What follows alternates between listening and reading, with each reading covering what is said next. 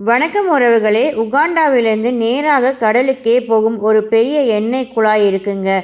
அதோட பேர் EACOP, அதாவது East African crude oil pipeline. இந்த பைப்லைன் உகாண்டா ஹொய்மா பகுதியிலிருந்து டான்சேனியா டாங்கா பகுதி வரை 1443 கிலோமீட்டர் நீளம் கொண்டது. இது உலகின் மிக நீளமான ஹீட்டட் ஆயில் பைப்லைன் என்கின்ற பெருமைக்குரியது. மலைகள், காடுகள், கிராமங்கள் கடந்து இந்த குழாய் போகுதுங்க. இதுல என்ன ஹைலைட் என்று பார்த்தீங்கன்னா, க்ரூட் ஆயில் ரொம்ப திக், அதனால எப்போதும் சூடாக வைத்தே எண்ணெயை அனுப்புறாங்க. இதனால் உகாண்டாவிற்கு பெரிய வருமானம். ஆப்பிரிக்காவிற்கு உலகளாவிய கவனம் என்றாலும் க்ரூட் ஆயில் பைப்லைன்கள் இயற்கை அமைப்புகளை பாதிக்கும் தன்மை கொண்டது.